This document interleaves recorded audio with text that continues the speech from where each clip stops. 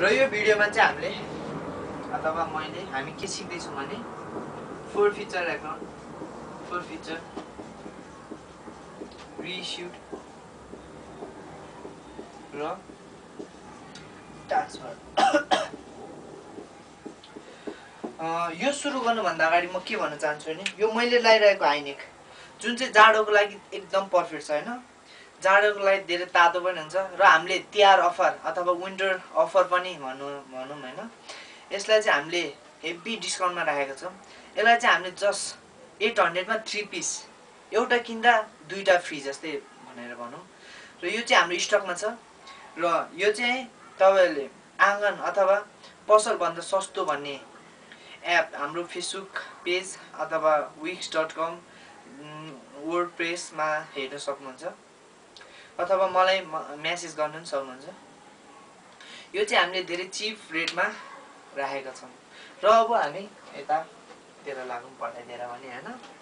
र अब हाम्रो यो फर फिचर रिइस्युड र ट्रान्सफर चाहिँ कतिखेर बनाइन्छ भने जब अब हाम्रो सेयर इस्युड गर्यो नि, इस्युड गरेपछि हामीलाई तिर्नु सकेन के। जस्तै अब हाम्रो पैसा चाहिँ कसले चलाउन दियो अरे कि। अब त्यो चलाएपछि त्यो चलाउने मान्छेले चाहिँ पैसा तिर्नु सकेन अरे कि हाम्रो पैसा। त्यतिखेर चाहिँ यो बनाइन्छ। जस्तै एउटा एक्जाम्पलले हेरौँ। जस्तै एउटा एप्लिकेसनमा 30 रुपियाँ तिरे अरे, अलटमेन्टमा 40 रुपियाँ र फर्स्ट एन्ड फाइनल कलमा 30 रुपियाँ छ अरे हैन। तर अब त्यो एप्लिकेसन इस्युड गर्नेले दिँदाखेरि चाहिँ एप्लिकेसनको नि दियो अरे, अलटमेन्टको नि दियो अरे, तर फर्स्ट एन्ड फाइनल कलको चाहिँ दिएन अरे के। अब उसको सर्ट भयो होला के भयो होला हैन। र यो नदिएकोलाई चाहिँ हामीले के भन्छ भने हाम्रो थ्योरीमा भन्दा कल्स इन एरियाज भन्छ। कल्स इन एरियाज भन्छ हैन। Calls in arrears. अब यो नतिरेकोलाई चाहिँ कल्स इन एरियाज भन्छ भने यो तिरेकोलाई चाहिँ हामीले कब्जा गर्छौँ के। अब जति भयो नि दिनु त दियो नि त। त्यो दिएकोलाई चाहिँ हामीले के भन्छ भने फोरफिचर एकाउन्ट। र यसलाई चाहिँ हाम्रो इन्ट्रिजमा गर्दाखेरि चाहिँ जर्नल इन्ट्रिजमा गर्दाखेरि चाहिँ के भनेर भन्छ भने सबसे अगाडि सेयर क्यापिटल एकाउन्ट डेबिट। यसमा चाहिँ अब हामीले अरू जर्नल इन्ट्रिजमा गर्दाखेरि सेयर क्यापिटल सधैँ क्रेडिटमा हुन्थ्यो भने अब हामीले योभन्दा अब गर्ने च्याप्टरमा सधैँ सेयर क्यापिटल क्रेडिट हुन्छ, यसमा चाहिँ डेबिटमा हुन्छ। टु फोरफिचर एकाउन्ट अथवा कल्स इन एरिया लेख्दा हुन्छ कल्स इन एरियाज। अब कति चाहिँ तिर्छ भने 30 रुपियाँ नम्बर अफ सेयर इन्टु कति तिर्छ नि। अब 100 मा के नम्बर अफ सेयर कति चाहिँ इस्युड गरेको थियो इन्टु 100 मा 30 रुपियाँ तिर्नु सकेन भने अब टु फोरफिचर एकाउन्ट कति चाहिँ कब्जा गरे। अब कति चाहिँ तिर्यो नम्बर अफ सेयर इन्टु 70 कब्जा गरे नि त। अब यो त भइहाल्यो। अब कोही बेला क्वेसनले के दिन्छ भने क्वेसनले प्रिमियम नि दिनु सक्छ र डिस्काउन्ट नि दिनु सक्छ। हामीले सधैँ डिस्काउन्ट दियो भने यहाँ डेबिट साइडमा राख्थ्यौँ अरू बेला हैन। तर अब यसमा चाहिँ के हुन्छ भने यहाँ चाहिँ यो हुनु पनि सक्छ नहुनु पनि सक्छ है। अब चाहिँ प्रिमियम आयो भने डेबिटमा राख्ने प्रिमियम एकाउन्ट। प्रिमियम आयो भने डेबिटमा डेबिट र यो चाहिँ हुनु पनि सक्छ नहुनु पनि सक्छ है। टु डिस्काउन्ट आयो भने चाहिँ क्रेडिटमा है। र अब यो फोरफिचरको त भइगयो। अब हामी रिइस्युमा छ। अब रिइस्युमा नि यसको एक्जाम्पल दिँदा हैन। अब रिइस्यु गर्दा चाहिँ के हुन्छ भने अब हामीले जति पाए नि त्यही पाएको अब दिनेलाई हामीले इस्युड गर्छौँ कि। जस्तै अब इस्युड गर्दाखेरि चाहिँ हामीलाई पैसा आउँछ नि त ब्याङ्क एकाउन्ट डेबिट। र कतिमा इस्युड गर्यो त नम्बर अफ सेयर इन्टु ल सपोज 80 रुपियाँमा इस्युड गर्यो अरे हैन। अब 80 रुपियाँमा इस्युड गर्यो र अब हामीले कहिले दियो टु सेयर क्यापिटल। सेयर दिँदाखेरि 100 को सेयर दिँदाखेरि नम्बर अफ सेयर अब कतिको सेयरको दरले 1 को किता 1 युनिटको कतिको दरले दिँदाखेरि अब 100 वटा सेयरको दिँदाखेरि चाहिँ अब दिँदाखेरि चाहिँ कति हुन्छ र अब हामीले चाहिँ अब यहाँबाट 70 रुपियाँ त कब्जा गरेको छ नि त हामीले अब यो कब्जा गरेकोलाई फर्फिचर एकाउन्ट डेबिटमा राख्ने हो एकाउन्ट डेबिट कति पुगेन नम्बर अफ सेयर इन्टु 20 अब यसरी अब हामीले यहाँ being reissued of share भनेर हाल्छौँ न्यारेसनमा है न्यारेसन चाहिँ लेख्नै पर्छ र अब हाम्रो लास्टमा छ ट्रान्सफर हाम्रो रिइस्युड नि भइहाल्यो अब ट्रान्सफरको पार्ट अब ट्रान्सफर गर्दाखेरि के इन्ट्रिज फर ट्रान्सफर गर्दाखेरि अब यो ट्रान्सफर चाहिँ कसरी कतिखेर बनाइन्छ भने अब हामीले फर्फिचर कब्जा त गर्यो फेरि अरूलाई दियो पनि हैन अब ट्रान्सफर गर्दाखेरि चाहिँ कति फाइदा भयो कि यदि दुईटा गरिवरी कति फाइदा भयो भन्ने बेला चाहिँ बनाइन्छ र फर्स्ट यहाँ के गर्ने भने forfeiture account debit forfeiture account debit हैन अब यसमा चाहिँ के गर्ने भने अगाडि हामीले फर्स्टमा के गर्ने भने फर्फिचरमा 70 रुपियाँ कब्जा गरेको थियो हैन 70 रुपियाँ कब्जा गरेको थियो र 70 मा हामीले 20 रुपियाँ युज गर्यो 50 60 70 50 रुपियाँ आयो नि त अब नम्बर अफ सेयर इन्टु 50 हैन र 2 सेयर क्यापिटल रिजर्भ अथवा क्यापिटल रिजर्भ हैन भनेर लेख्ने 2 क्यापिटल रिजर्भ एकाउन्ट र यसको न्यारेसन के हुन्छ therefore being forfeiture has been transferred issued of forfeiture has been transferred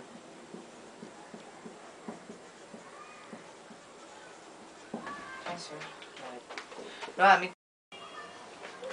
र मैले एउटा क्वेशन लेखिसकेको छु र यसमा भनेछ mister Sohan who held 700 shares of rupees 100 each at 10% discount did not pay first and final call of rupees 30 भनेको चाहिँ एउटा सोहन भन्नेले चाहिँ 7000 सेयर लिएको रहेछ एउटा सेयरको 100 रुपैयाँ दरले हैन 10% discount did not pay first and final अनि यिनीहरुमा चाहिँ 10% डिस्काउन्टको दरले लिएको रहेछ तर फर्स्ट एन्ड फाइनल कर चाहिँ दिँदैन रहेछ कि अघि भने जस्तै अघि हामीले गरेथ्यौं एउटा अब एप्लिकेसनमा यसले 40 रुपैयाँ दिएछ अनि अलर्टमेन्ट दिएछ हैन तर फर्स्ट एन्ड फाइनल कलमा 30 रुपैयाँ चाहिँ दिएन so his shares were forfeited and reissued at par भनेको चाहिँ यसले चाहिँ अब यसको चाहिँ कब्जा भयो रे के शेयरहरु चाहिँ अनि फेरि पारमा रिइस्युड भयो न त डिस्काउन्टमा न त प्रिमियममा पारमा रिइस्युड भयो अनि pass necessary इन्ट्रिज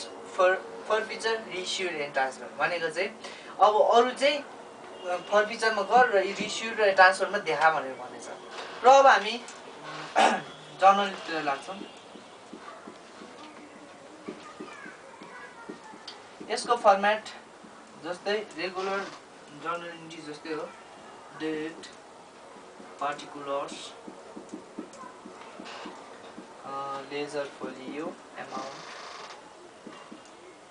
debit amount credit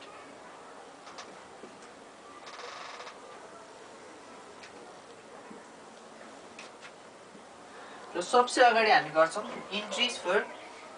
इन्ट्रिज for forfeiture र अघि हामीले एक्जाम्पलमा बुझेको जस्तै Sohan held 700 share of rupees 100 each भने चाहिँ अब सबसे अगाडि इन्ट्रिज फर फर्फिचर गर्दा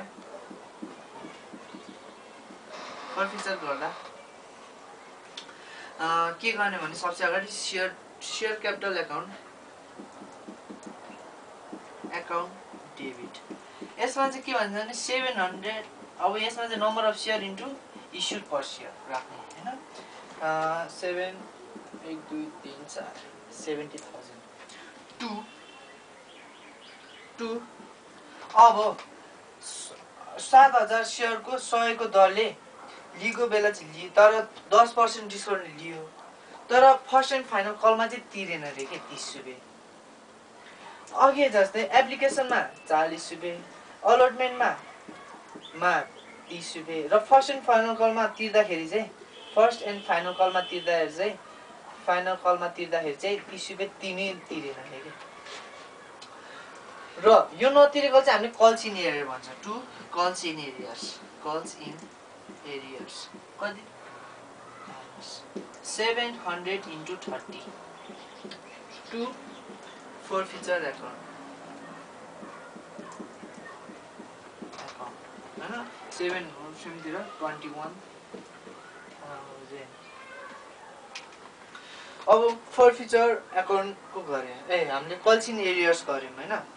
कल्स इन एरियर गरेपछि अब forfeiture हामीले कति चाहिँ कब्जा गर्यो भने 700 into 70 कब्जा गर्यौं हैन। किनभने होइन 700 into अब यतिमै डिस्काउन्ट कति 10% डिस्काउन्ट भनेपछि 70 into 10 divided by 100 गर्दाखेरि 0007 हैन। अब यहाँ 60 मात्रै हुन्छ किनभने 10% डिस्काउन्ट पनि काटिन्छ। 7 6 जग्गा 7 ल गाई चाहिँ मलाई चाहिँ यसको नि मल्टिप्लिकेसन हैन खोलेर पाइसकेँ म चाहिँ 42,000 हैन 42,000 र 2 डिस्काउन्ट अघि भने जस्तै डिस्काउन्ट पहिले अरु बेला डेबिट हुन्छ तर यसमा चाहिँ डिस्काउन्ट क्रेडिटमा अकाउन्ट 700 into 10 भनेपछि 7,000 र अब हामीले न्यारेसन लेख्छौं therefore being 700 shares were forfeited 700 shares were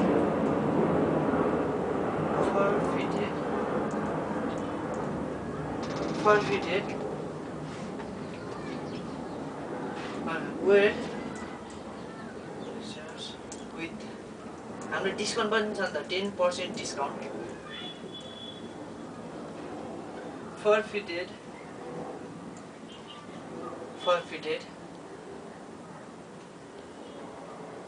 discount चाहिँ गरे त के को लागि फर्किने non payment of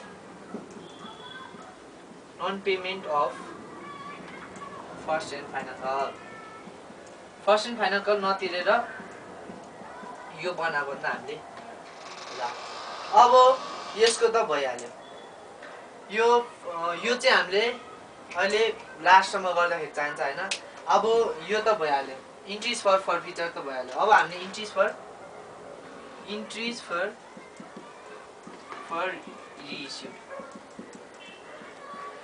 for reissue गर्छौं। अब हामीले यो चाहिँ अरूलाई दिन्छौं नि भन्दा हाम्रो के हुन्छ भने bank account debit to share capital account हैन शेयर क्यापिटल अकाउन्ट हुन्छ। र ब्याङ्क अकाउन्ट हामीले 700 को 100 उतिकै दिन्छौं हैन to share capital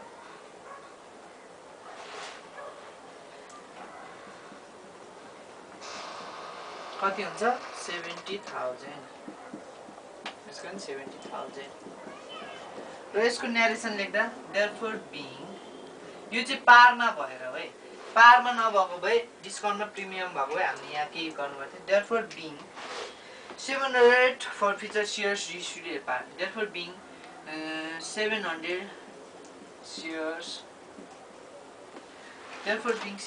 shares reissued at par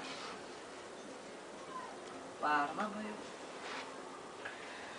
र अब हामीले बनाउनु पर्छ इन्ट्रिज फर ट्रान्सफर र मैले चाहिँ यो चक्क लाएर मेर्दिए है इन्ट्रिज फर ट्रान्सफर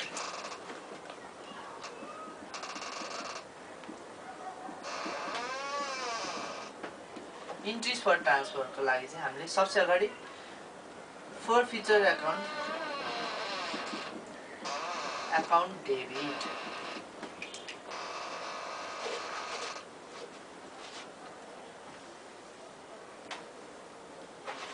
700 इन्टु अघि हामीले कतिको गर्यो त्यति गर्नुपर्छ टु क्यापिटल रिजर्भ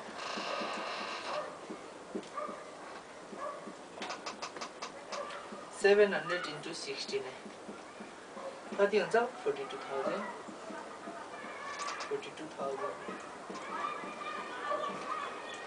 therefore यसको न्यारेसन हुन्छ being therefore being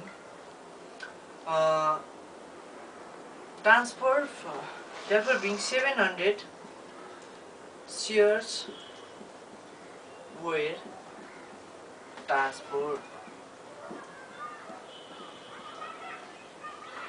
to capital reserve अथवा यसलाई मजाले भन्दाखेरि चाहिँ therefore being amount